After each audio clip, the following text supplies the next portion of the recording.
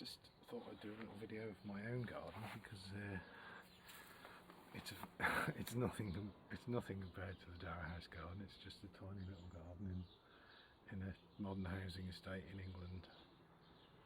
Very small little end of terrace, and I've been growing some crops because I sort of got a bit of a panic on in the last month, as you can probably understand, and like many people have decided to grow a bit of food in my house, or wherever I can really. So this is what we're doing.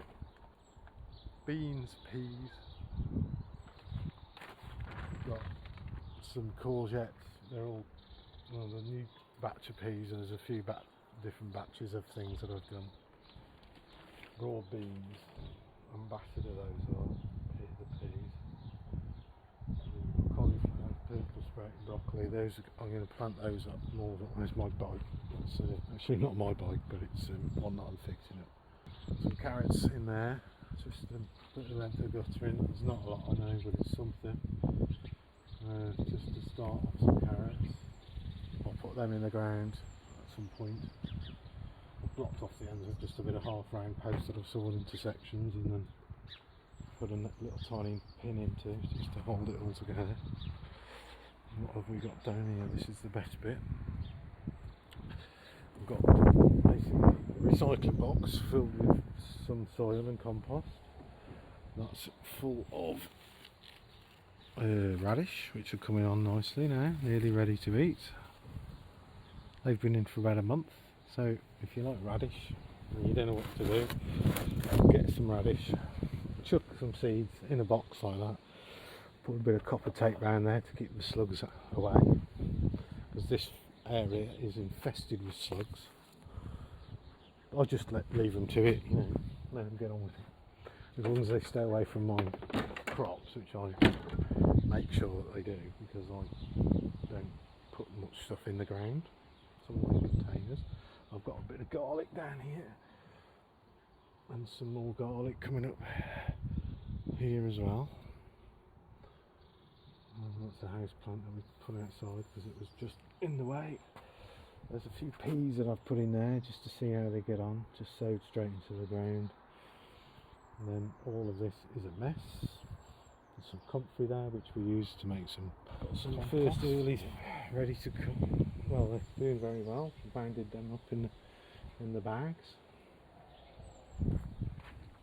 And over this way, some shelves that I've put up, just some rough shelves, just to put pots on to keep everything off the ground. Got a little planter here with hoops and polythene. That's doing very well. So these are basically little planters. Oh, let me see a better view from this angle over here. Do that, there we go.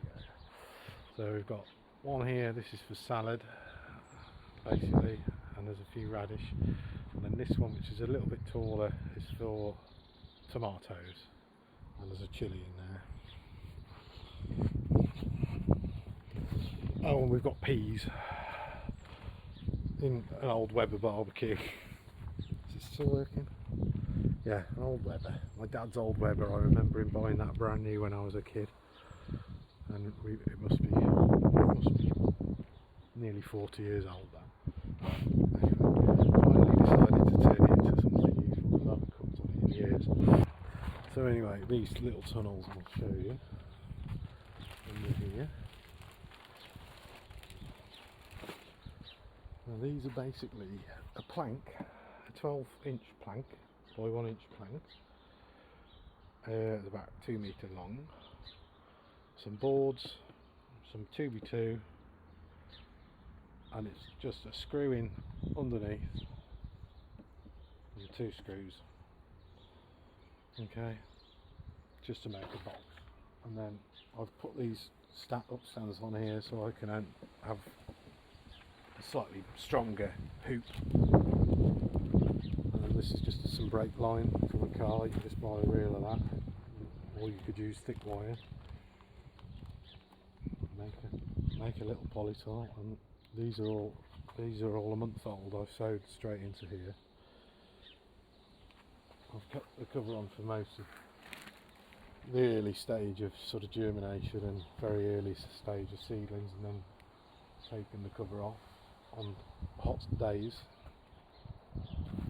The cover's completely just flushes like that, and there's some hooks at the back that it sits on, and it's just got a strip of wood in the front there just to keep it from blowing around in the wind basically. But yeah, they're all months old now, so you know, spinach is looking pretty good. I mean, it's all doing very well. Radishes are doing even better than the other radishes. In there, see, just about poke your eye in there. Ready to go now. Right, so this is the. So this is the tomatoes in here.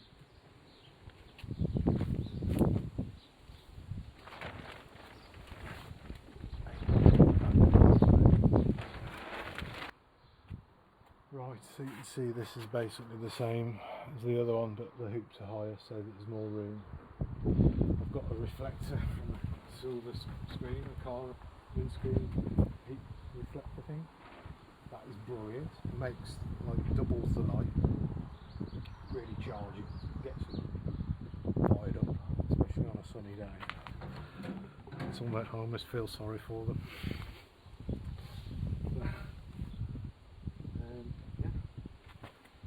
I've put some in there under the, I've actually planted some in there now. I've got, what have we got? That's got, I think, the Gardener's Delight, Lizano. Gardener's Delight, Lizano. Am I right, or have I got them the other way around? And then I've got one pepper in there. And then I've planted him in there, and he's doing very well actually. I must give him a drop of water, I think. Maybe one or two of these other things need a drop of water as well, but those don't. Those were outside yesterday in the rain and they've gone yellow.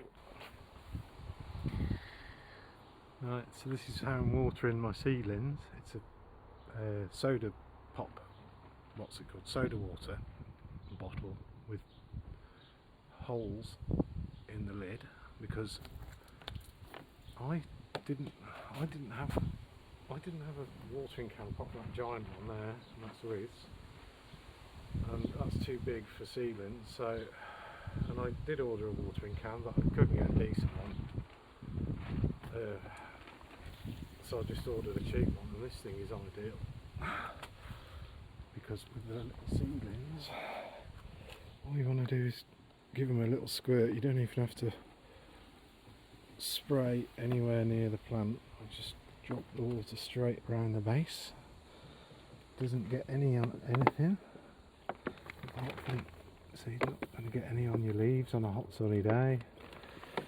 And you don't overwater because you can just squeeze the bottle and the exact amount you want comes out. It's quite handy. In many ways, I prefer it like that because it's so easy to just put the right amount of water into each plant. I think they might be alright, the rest of them.